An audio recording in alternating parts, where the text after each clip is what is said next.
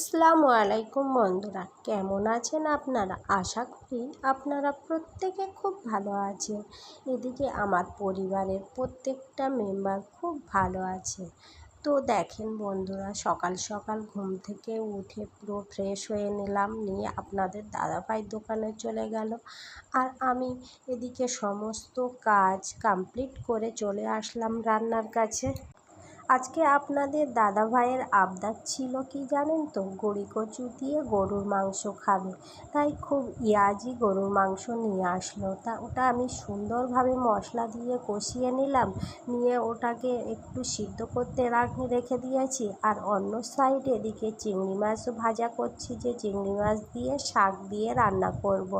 মা এটা দিয়েই বেশি খাবে। মা গরুর মাংস খুব একটা খেতে চায় না, পায়ে ব্যথা, আবার সেই সঙ্গে কচুও দেওয়া হচ্ছে। তো মা কচুটা খুব কমই খায়, মাটির নিচেই থাকে বলে মা বলে আলুর মতো কচুটাও খুব বিষাক্ত জিনিস নাকি সুগার রোগীদের। এটাই তো মায়ের কাছে শুনেছি, বা ডাক্তাররাও বলে। তাই মা অবশ্য এই চিংড়ি মাছ শাক দিয়েই বেশি খাবে, হয়তো 1-2 পিস মাংস নেবে। তো এদিকে আমি রান্না বান্না করতে করতে দেখেন আব্বার দিকে আমি যে পুঁইশাক গাছের চারা বসিয়েছিলাম, ওই যে দেখতে পাচ্ছেন তো ছোট ছোট সব, ওগুলো পুঁইশাক গাছের চারা বসিয়েছি। এখন এই বর্ষার সময় বসালে ওটা 2-3 মাসের মধ্যে বেশ সমস্ত ভাড়ায় ভরে যাবে। আর আপনাদের দাদাভাই পুঁইশাক খেতে প্রচণ্ড পছন্দ করে। তো আব্বা ওদিকে আমার একটা ভাড়া তৈরি করে দিচ্ছিল, তা একটু ছোট্ট করে আপনাদের কাছে দেখালাম। আমি যেমন গাছপ্রিয়, আমার আব্বাও তেমন গাছপ্রিয়। গাছ বসাতে আমি যেমন পছন্দ করি, আব্বাও তেমন পছন্দ করে। আমার আর আব্বার মধ্যে প্রচণ্ড মিল আছে গাছ নিয়ে। কেননা আব্বা বেশি বেশি গাছ, আম গাছ, জামরুল গাছ, লিচু গাছ, এগুলো আব্বা সারা বাগানে বসিয়ে রেখেছে। আর আমি যে এই ছোটো ছোটো ফুল গাছ, পুঁইশাক গাছ, পেঁপে গাছ, লঙ্কা গাছ, এগুলো আমি বসাই। কিন্তু এগুলোর যত্ন পরিচর্যা কিন্তু সমস্তই আমি করি। আর আব্বা ওই বড় গাছের পরিচর্যা করে। গাছের পরিচর্যা না করলে কিন্তু একদমই ফল হয় না। এই যে আমি পুঁইশাক চারাটি বসালাম, ওর গোড়ায় একটু মাটি দিতে হবে, সামান্য সার দিতে হবে, লঙ্কা গাছের গোড়ায়ও সার দিতে হবে। এইভাবে আমি পরিচর্যা করি। আর যে সবজির খোলাগুলো থাকে না, সেগুলোও কিন্তু আমি মাঝে মধ্যে গাছের গোড়ায় দিয়ে থাকি। এরপর ফ্যান হয়, ফ্যানটা দিলেও শুনেছি যে খুব উপকারী হয়।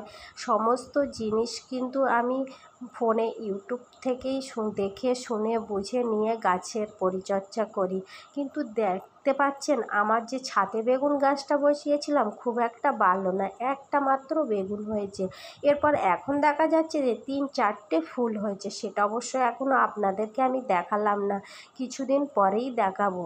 তো গল্প করতে করতে ওদিকে আমার রান্নাবান্না তো প্রায় কমপ্লিট হয়ে গেল। আর দেখেন এই যে আমি টেবিল ক্লথটা কিনেছিলাম মিশো থেকে, তা বেশ ভালো এসছে। আমার এটা পছন্দ হয়েছিল কোনটা দেখে জানেন তো, এই যে পাড় আছে নিচের দিকে, এই পাড়টা দেখে আমার প্রচণ্ড পছন্দ হয়েছিল, তাই নিয়েই নিলাম। আর এই আমার টেবিল ক্লথটিও ছিঁড়েও গেছিলো, সেই জন্যে আমি এটা কিনে ফেললাম। দেখতে দেখতে বেশ ভালোই লাগছে, খুলে দেখলাম তো বাহ, খুব সুন্দর কালারটা। আর নিচে যে লেসটা লাগানো আছে ওটা তো খুব সুন্দরই লাগছিল। তো সন্ধ্যার দিকে আমি ওটা খুলে দেখলাম, দেখে সঙ্গে সঙ্গেই টেবিল ক্লথটি আমি তুলে দিলাম পুরানোটা, আর নূতনটা বিছিয়ে দিলাম। দেখলাম বেশ বিছিয়ে দিয়ে বেশ সুন্দর লাগছিল। তো আপনাদের কেমন লাগছে আপনারা একটা কমেন্ট করে আমাকে অবশ্যই জানাবেন।